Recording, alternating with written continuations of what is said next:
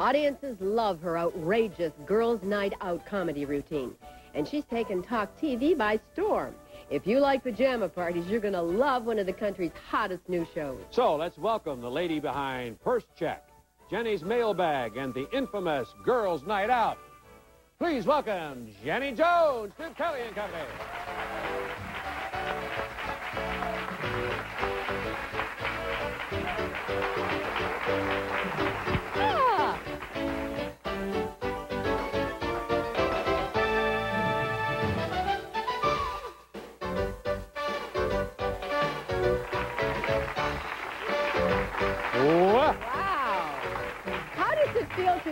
Jenny, how does it feel to be in the opposite spot? Very strange. It's my first time being on this end. Point this to you a little better so we can hear you. The first time that you have ever been on this on end? A talk show. On Really? a talk show like I do. This is the first time I've ever done it from this end. It's strange, isn't it? I'm not in control anymore. Are you really surprised at your success? Yeah, probably more surprised than anybody in the world. Why? I'm always surprised. I guess because I had never done a talk show. You're talking about the talk show. Because I've had success in other areas, too. Stand-up is different, yeah. It's funny because people that saw the show nationally said, who is this woman? I thought a lot of people knew who I was just from doing comedy. Well, only people that watch comedy would have known who I was. Sure. All of a sudden, I've got this whole new world. Show. Yeah. They said, who is she? Where'd she come from? I was I mean, I've always wanted a talk show. I thought, nobody would ever give me a talk show. Why should I even dream about that? And all of a sudden, things happened. We just went about it another way. From stand-up comedy. From stand-up comedy. Actually, I started as a drummer. I started as a musician first. I know, you ran away when you were 17 years old. You know from where? Oh, yes, from London, Ontario. We're both from London, Ontario. Yeah. I know. Wow. Well, I didn't know that until about 2 weeks ago. I mean, I knew you. I read about you when you did the stand-up comedy. He's really impressed that we're both London, Ontario. Well, if he met somebody from Hannibal, Let's go have our Missouri, temperature taken, get a blood check, and have a beer, eh? It's a great town. It is a beautiful city. Yes. And you know, they get us Got a nice in London. park. I know. Half of the city gets us, and I think the other half of the city gets Erie, Pennsylvania. So they'll be watching you in London. John doesn't care at all. You don't really doesn't care at all. He's going to sleep. I just thought I could squeeze a word in. Two Canadians here. That's tough. That is true. We do talk a lot, don't So we? I started as a drummer, as a musician, left home. Rock band. Yes, I played rock and roll drums all over Ontario and into Michigan and into the States. And then I started singing a little bit. And then I was a drummer who sang, and I worked my way to California and Las Vegas. Got a job as a backup singer with Wayne Newton. Did they fire you because your voice wasn't high enough? Yeah, my voice was deeper than his, and no. Okay. But so I started. Then I started watching the comic that opened for him, and he did the same material every single night. And I thought, this guy's making a lot of money. And I finally gave up. I became a singer in my own band, and I started telling jokes in between songs, and people liked that. Maybe I was that bad of a singer. I don't know. They liked the jokes more than the music. And I thought, I could do this for a living. How hard can it be to do stand-up? I didn't know anything. I thought, how hard can it be? You tell a few jokes. Well, and they laughed. It was the most difficult thing ever to do. Ever. Sure. You just don't. Even though I had been a singer and been on stage, I was like, I was so scared the first time my heart was pounding, you know. Yeah. But I did stand-up comedy for 10 years. I was on Star Search, and I won the money on Star Search. I won the grand prize for comedy. I have to tell you something funny about Star Search. You know, the winner gets $100,000. It was a big, major prize. Yes. While I was taping Star Search, we taped in advance, and the show would air a week or two later.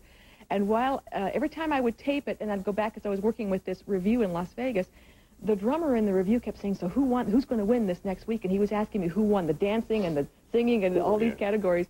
And I was telling him he was making money. He was making bets in Las Vegas on who was going to win on Star Search. He was making a fortune because I told him every week who was going to win. Oh, my God. Insider trading. Yeah. He owes me. I never got a dime for that. He owes me for that. 10% at least. Yeah. Is it true that you don't have much? Can I squeeze one in here, eh? Oh, yes. This is just one from St. Louis, Missouri in the United States of America. We'll let you via in Detroit. on the first segment, but after that, we'll just take it over, right? Girl talk, right? Just a girl talk. He can't think of what he's going to say. No, I read in the bio material that you really don't have much of a memory of your life before you were 12? Isn't that is strange. I had a guest on the show who talked about children of divorced parents. And one of the first signs, they said, of trauma from being from a divorced family is that you don't remember much of your childhood. And all of a sudden, it hit me because it's been embarrassment all my life. People would ask me things about when I was in school, and I would you learn, and I know people that are watching this have been through it, and they're saying, oh, yeah, me too. You learn to fake it so well that, you know, well, women, we can fake things. I don't want to hear that. Don't ever tell me that. I got a lot of illusions I'm carrying with me, Jenny, and you just lost half of them for me. No, in fact, is this true? I would love to hear, I'll never tell. I would love to hear from people in London who watch this show that I went to school with, because it would help me remember some of my upbringing. But little Ginny hit the bowl. It's not that big. You understand? And if you can have contests, you know That's the word. right. That's Why right. can't you hit the ball? Right. Well, I Right. can't say that word. Yeah. I don't think I should say that word. I know, Marilyn. Always tell Canadians because they think nobody really understands them, so they're going to hammer it into the earth. My goodness. Canadian now, wives. You know, that's very funny. You do not have a Canadian accent. I do Canadian, not well, have a like Canadian. beer. What's a Canadian accent? Well, I guess we say... Oot and a boot, oot and a yeah. boot. When I first came over here, people said to me, oh, you're Canadian. And I thought, how do they know I'm Canadian? Because I guess I talked like that. I gave myself away once by saying bean. I've been here. And Yes. so, oh, you're from Canada. But you know, if you go home just for a short time, you're right back into it. You get it right back. It's like, I had to lose my Canadian accent because I was here illegally for some time. oh, you illegally, were? Yeah. Were you? Got arrested. Yeah. I was actually, no, I was reported. Somebody reported me to immigration. Now, do you have your green card now? I do now, Oh, yeah. but I didn't then. Show I me was, your green card. Oh, mine's battered up. Battered? I've been here a long Yeah. time. We're going to take a break, and we'll be right back. Gee, I with Jenny Jones. see that. Are you in tears because your beauty salon botched your bob? Maybe you're in a wedding suit and your stylist has ruined your hair. If you need hair help fast, please send a photo and disastrous details to Beauty 911, Post Office Box 789, Southfield, Michigan 48037. And hurry, deadline is September 14th.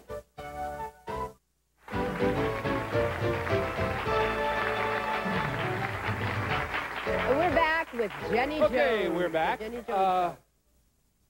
No, they didn't tell you that I got a question in here, Chuck, probably. I'm just going to squeeze one in. We're going to talk a little business. Yeah, your show's been very successful, been on a while now. Do you have any particular favorites out of all of them you've done? Probably the pajama party. I don't know if anybody saw it. Did you see that? Heads nodding yeah, there, yeah, because it was kind of what Girls' Night Out was like. It has a sense of being a pajama party. We kind of shut the doors and let our hair down and took off our shoes. In the comedy club, we take off our shoes and put our feet up. And this was a show where the audience came in pajamas and bathrobes. I don't know how they got there. Can you imagine? They stopped for speeding, you know, wearing a bathrobe and slippers. The crew was in robes and nightgowns, and the entire staff, producers, everybody came like that. We had pillows on the floor. And it was just, it was like a girls' night out, so it was great fun for me. And I got more letters on that show than any show, so I think it was other people's favorite. You saw it, too, in the audience. You think you were more comfortable at the time in that genre, that is, you know, well, I'm more comfortable in my bathrobe than... Yeah, okay. It was great doing a show dressed like that. How about interviews? We're always asked, you know, who was your favorite? And it's kind of tough reaching back over 15 years, but... well, I can tell you the most memorable, because I only have 1 year to go back on, but there was a show we did on people with strange fetishes.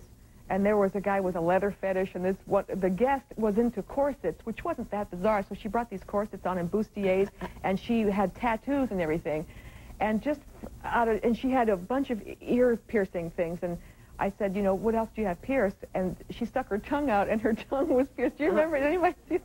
Her tongue was pierced. She had this earring in her tongue. I said, how do you eat pizza? I couldn't imagine how. I mean, she really, because nobody knew. She didn't tell anybody, and it was a surprise, and I never forgot that. Boy, that wouldn't work for me with all these caps, man. You'd break them off. You'd be worried about them all the time. Marilyn? You did a very important show not too long ago on breast implants. Yes, I did. And you certainly went public with the fact that you have had breast implants, not once, but 5 of them replaced surgically. Yeah. What a nightmare.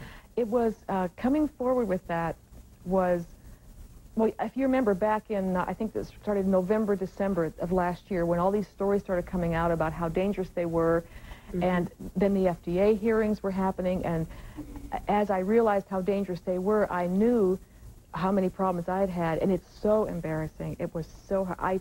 It took me weeks of saying, can I get through this? What will happen? What will people think of me? How will they react? Will I always be embarrassed?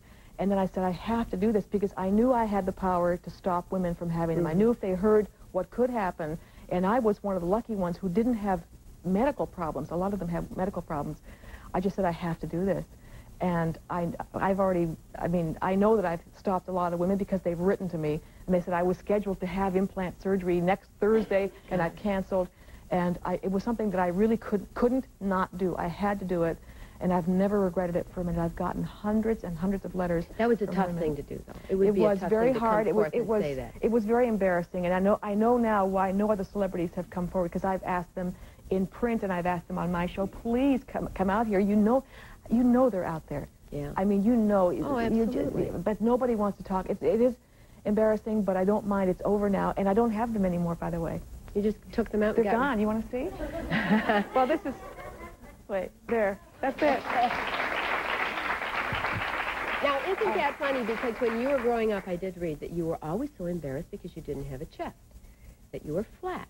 Yes. And now, see, I'm isn't proud it wonderful? of it. Because yeah. inside, you know about it, and yes, it's fine, and I it's know. okay, and you're but happy we're with yourself. so pliable at a young age, and Right. I was embarrassed because I was made to feel embarrassed by my family and friends, and it was okay then to tease girls about being flat-chested. It's not okay now, and that's one of my goals. That's right. Is to get to young people and get to parents and say, don't do it. Yeah. Yeah. What are your health problems now because of it? Do you have any future health problems that could arise because of this? I don't think so. It's hard to know. I've had all the tests that are available for where silicone is in the body. As far as I know, it isn't anywhere else, although you can't really tell. I feel okay. Sometimes I have a white blood count, a low white blood count, which might be related. But I'm on the other side, a very healthy person. I eat very well, so I think that might have helped me.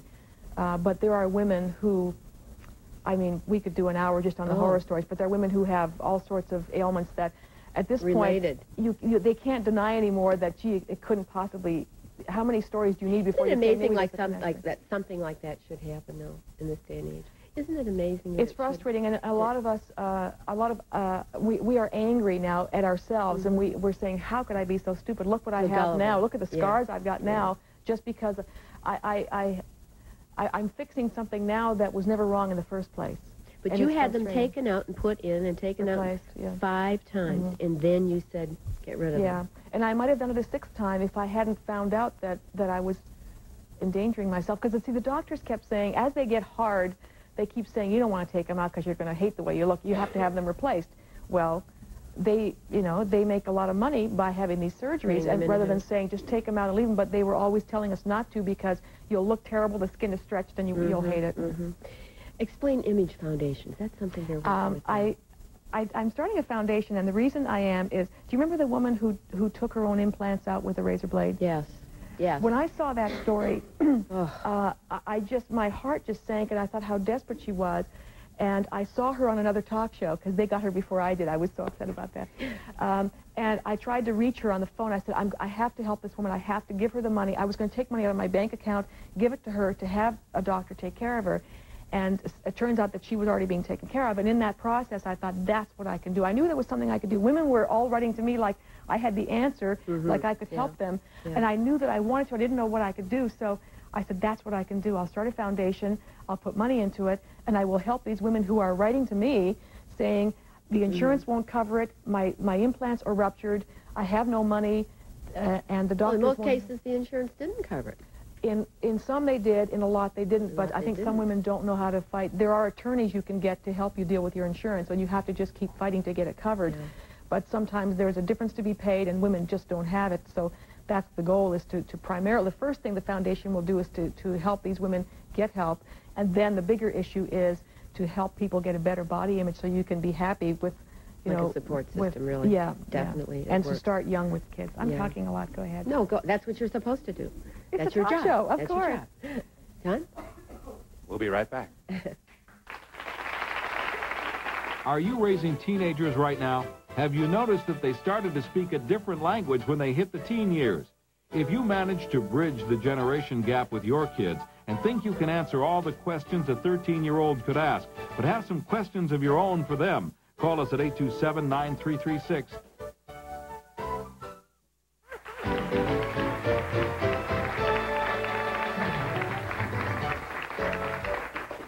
Hi, Jenny. How much support, if any, did your boyfriend give you with the decision you made to go public with the problem with your breast? Yeah. Total support. I probably couldn't have gone public without knowing that he was... The first thing I did was ask him, are you okay with this? Because he was going to be embarrassed too, and I thought he would be, you know, there'd be a lot of nudging and things, and he said absolutely. He's wonderful, wonderful. He's so cute. Well, now you've started it, you better tell everybody all about this guy. Oh, Dennis. Well, if you've seen the show, I do talk about Dennis once in a while on the show, and his nickname, he hates this. He hates it. My precious little puppy Fluff. What? That is, isn't that that's humiliating? Your nickname for him? It's my nickname for him. I even gave him an ID bracelet that says MPLPS, so he has to explain to people what that means. My little puppy Fluff? My precious little puppy Fluff. My precious little See, Marilyn? It's a lot better than Hey Dummy, come here. It's a shorter thing on the HD. You're not married, though. Yeah, but still, Janet, don't ever do this. Hi, Yes. I say John, 17 years. Like, is he exaggerating? Shall we talk, right? When did you meet this guy? I met Dennis because he was a friend of a manager that I had at one time, and he's quite shy, actually. It took him 9 months to ask me out, which I've never forgiven him for. He kept hanging around. He came in with the manager one time, and all of a sudden he was there every time I did a TV show or a appearance. Yeah. He was there backstage, and I thought he was hanging out with his friend, the manager, and he tells me he just wanted to be close to me. I said, you couldn't. I still want to be close to you. What did he say? I still want to be close to you. What is that? Yes, Jenny, you are in trouble. It's a surprise visit with Dennis. Oh, no! What are you... Dennis McCallion. Oh, we got to get a chair for him, so let's take a break, and we'll be right back. Calling all parents of young children. If you think it's just so cute when your infant boy tinkles in your eye, we need you for an upcoming show when we'll talk about things only a parent could love. Call us now at 827-9336, 827-9336.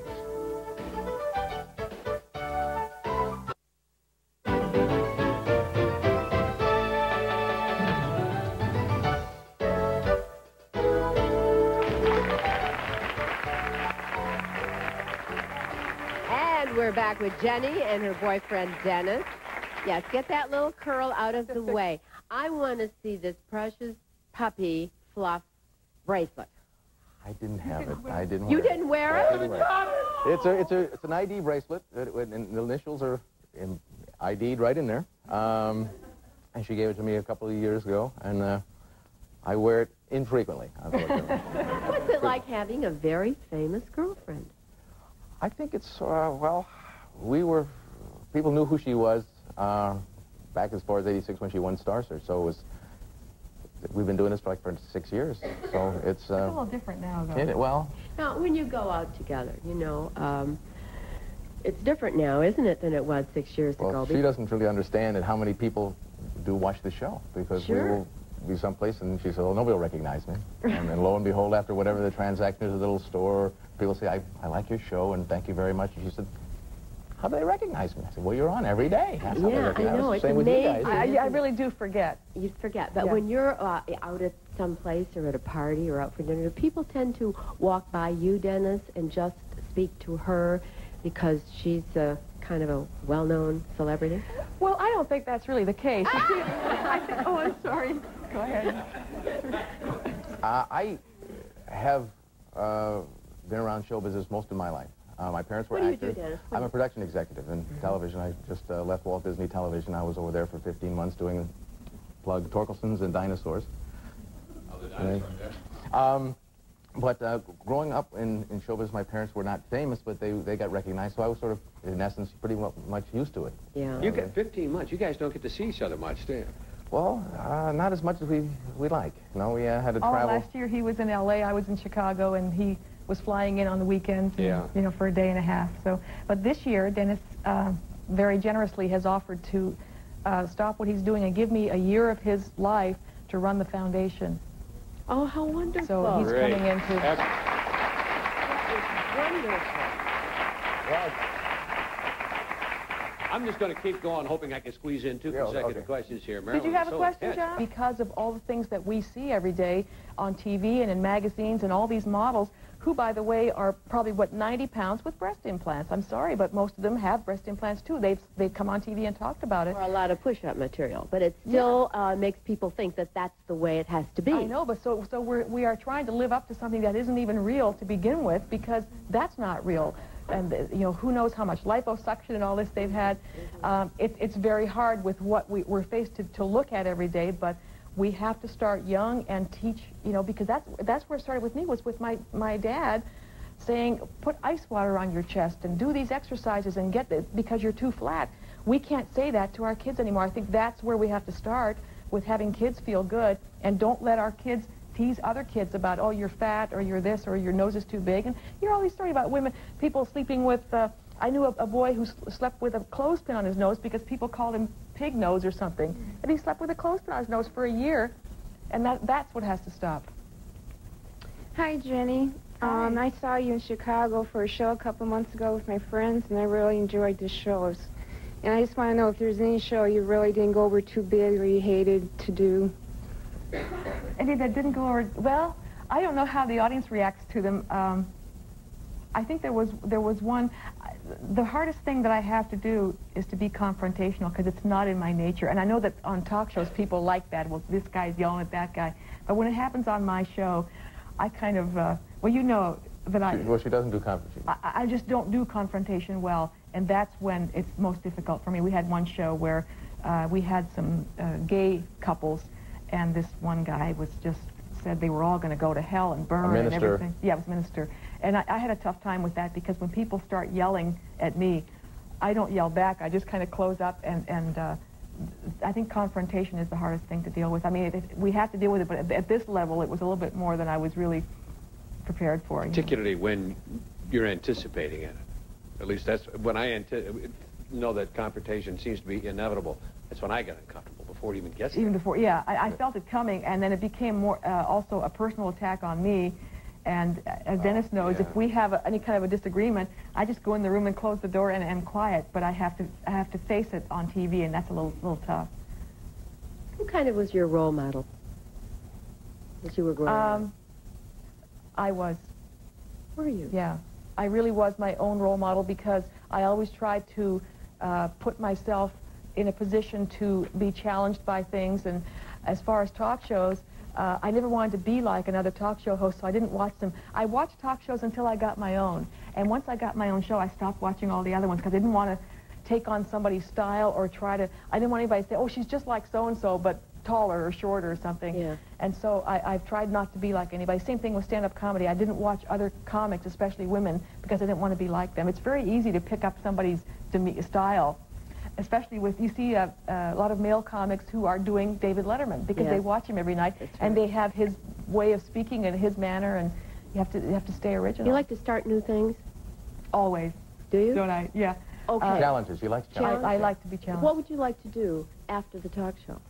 Well, it seems like whenever I've gotten into one thing, I have the next thing waiting. That's what I'm With I'm music, saying. it was, you know, it was singing, and then with singing, stand-up comedy, then the talk show. Now I have the foundation, which is something completely different I've never done.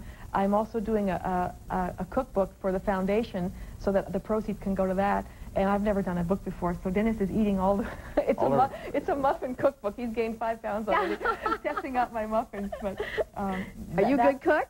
Yes. Oh, yes, very good. I do like to cook. That's probably what he misses when I'm Well, I gone. wish we knew that. We could have trotted a kitchen in here and done a little cooking. Oh, I'd love to It's cook. too bad. Take a break. We'll be back with more with Jenny Jones and Dennis Mitchell.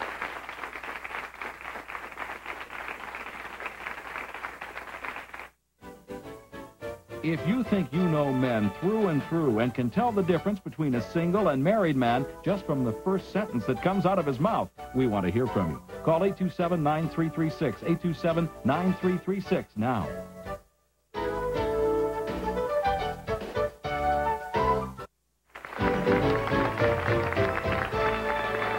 Okay, back with Jenny Jones.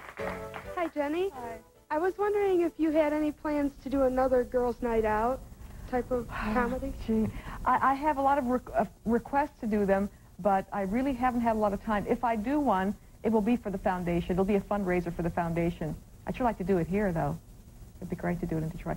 I may do one next year, but it won't be just me this time. It'll be me, maybe and a couple of other women comedians, because it's a long show. Girls' Night Out was a 2-hour show, and I have to kind of remember everything I did. So if I do, it'll be a fundraiser. Well, you got Dennis now working. Maybe he can He help can't you go to produce. Girls' Night Out. I couldn't. That was the problem. I mean, I never got to Shut the door on you, huh? Shut the door? See, I'm trying to get a little male invasion here. Well, some of them did go in. I mean, they sort of went in drag. I don't know if you talked about this before I got here or not, but men got dressed up. No, I'll let her tell you. Oh, yeah, we had, well, I don't know how many, because if they were really good, I wouldn't have known. I'm sure there were some that were so good I didn't know they were there. But quite a few times there were men in drag. And, but the worst thing was, when this person that I thought was a man in drag, and it wasn't, it was so, oh, it was so embarrassing. I confronted this, well, this person walked through the room, and we all agreed that it was a guy, and I followed this person into the restroom. I said, "You've been exposed, you're coming out with me, and we know who you are." And a woman's voice came back from under the stall, and she was 6 feet with muscular, and she looked like Tom Hanks in a dress. Really, she did. But it was a woman, and it was the worst moment. I had to apologize to her. I made the audience apologize, and I never, ever, ever did that again unless I saw body parts. I never confronted anybody. It was too embarrassing for her and for me. That was the worst. The worst thing. It's like, oh, why did I do that? I know. Right? I felt terrible. Hi. Hi. I wanted to know about when they removed the implants, did they have to take any part of your flesh? Yes, I lost some tissue because the silicone kind of works its way into your tissue, and it's like the doctor described it as the marbling in beef. You have to take the tissue with it.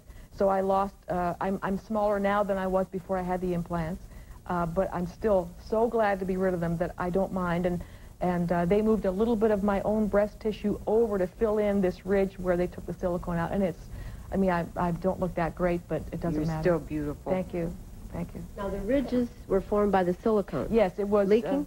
It was loose silicone that had leaked from the implant that made this ridge that in People magazine I showed the picture. Yeah. And the doctors said that we can't get it out, and one said we'll have to take your skin with it and all that. And it wasn't that drastic at all. It's not so bad. Mm-hmm. Jen? Hi, Jenny. My question was, you've talked about your favorite shows and ones where you didn't enjoy them so much. Is there some topic that you just would not even attempt to cover on your talk show? Well,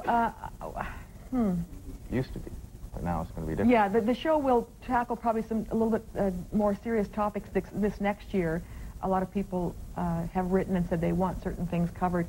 I think some of the abortion is one that I probably wouldn't want to do because it's not a resolvable issue. It's so volatile. All you're going to have is people screaming at each other, and there's no way to resolve it. You always try to at least have some sort of resolution or solution, and that's the kind of topic that I just don't. You can't solve in an hour, and so that's the kind of thing that we might not do. But other than that, I'm pretty open to it. Well, you got any ideas? She has. We're going to get them first. Back with Jenny and Dennis after this.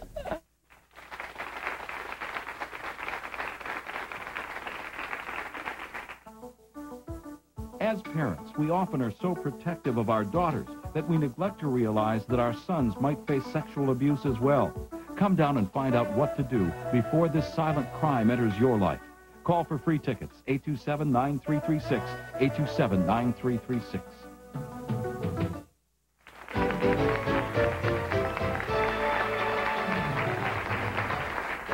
Hi, Jenny. Hi. I was just wondering, first of all, how young were you when you knew that you wanted to go into the entertainment business, and if you prefer stand-up over doing your talk show? I was 17 when I left home, and probably 15 or 16 when I decided I wanted to play music. I think I just wanted to leave home so badly that it was the quickest way out, you know, to go on the road with a band. It wasn't as though I played music in high school or anything. It was I bought the drums, learned how to play, and I went on the road. And stand-up comedy is still the hardest thing I've ever done, and the best thing, my favorite thing ever, is doing the talk show. I mean, getting paid to talk for a living is wonderful. I enjoy it a lot. It's a much harder job than I imagined, because I remember when I first got the show, my mother was coming to visit, and she said, well, let's see, you tape at 2, so you'll be there by 1:30, and you'll be done by 3. We can go shopping at 4 o'clock. Well, you know, it's an all-day, you know, I work probably 16 hours a day, as Dennis knows, and it's a much longer day than I ever thought, because there's a lot involved. But I still like it a lot. I'm a workaholic anyway, so I have to work that many hours. Is he? No. No. No. I've been you couldn't have 2 people that are the same, I don't think. I was working in television and film production for 23 years, and after a period of time, you realize that you got to relax and recoup and take your time and decompress and stuff. And enjoy. Yeah. Well, I'll talk to her after 3 more years of this and see what she says. Yeah. You know, I know. It's a stressful thing that you do, right? Very yeah, stressful. but I like it. What do you do when you don't have to work? Where do you go? We just took a 2-week vacation to the Greek islands. We cruised to Turkey and Greece and Italy. And by about the 4th day, I'm going like this. You know, when are we going to do something? Shouldn't we be doing something? It's hard to relax, and so when I have time off, I'm usually in the kitchen making muffins or something. In fact, that's what the cookbook is that I'm doing for the foundation, is a muffin, because I do great muffins. Yes, I do. right. I do. She does. I mean, it's Other unusual things too, combinations. but muffins are great. Like unusual combinations? Yeah, I'm creating new recipes, but some of the ones I've had. Dennis's favorite, which are pumpkin chocolate chips. Yeah, those are good. And I'm doing fig spice muffins and some really nice The ones you came up with that we were anxious to see how it works out, hasn't worked out yet, is the pizza muffins. I thought of that last night. Pizza muffins. I mean, so you make it so it's like a little pizza. Yeah. But it's in a muffin. So we're going to see how that works out. A little oregano. Yeah, a little cheese. A little chopped pepperoni. Yeah, see how that works. Pepperoni. Yeah, why not? Okay. Marilyn's choking over here. You all right? Hi, Jenny. Hi. I was wondering, do you have any kids, and if not, do you plan on having any? No, I'm 46 already, so it's not likely I'll be having children. And when I was married before, my ex-husband had 6.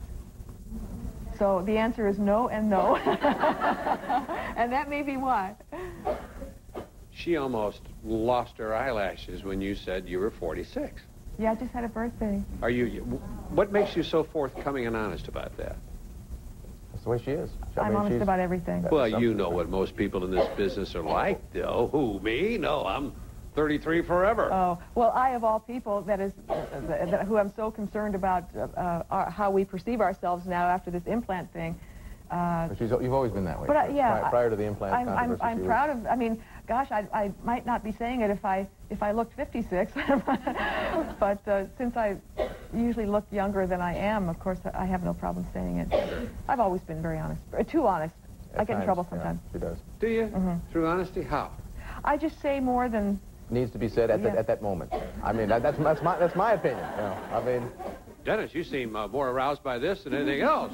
No, it's sometimes her straightforwardness is part of the reason why I love her, and her honesty is one of her strong suits. But there are times when she may say something to somebody, and I just will say, you know, you didn't have to say all of that at one time. Yeah. If somebody comes up and says, "How do you like this outfit on me?" She'll tell you. I will tell them.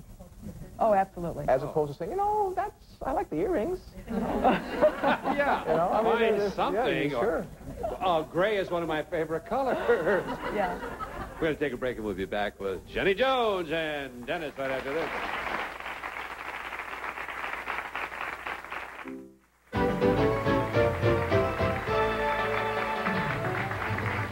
I don't know about you, but I had a good time this morning, kind of standing around jingling my pennies, but... Well, I started to cough out there, but I'm fine now. How do you like doing the show together? Would you like a talk show together? I get nervous too much. I don't think I like this. She's been doing it all her career.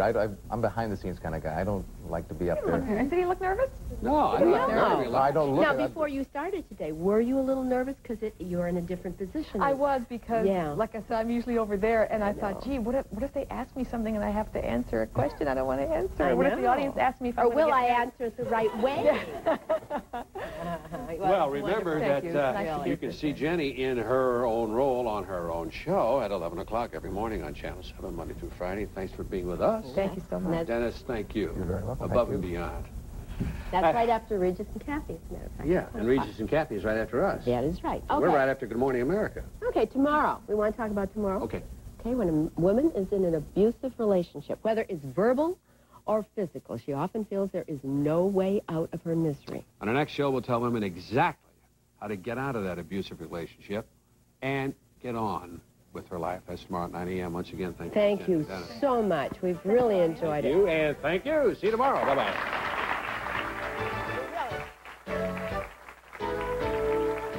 Information on today's show will be available on our hotline. Call anytime after 11 at 298-6700.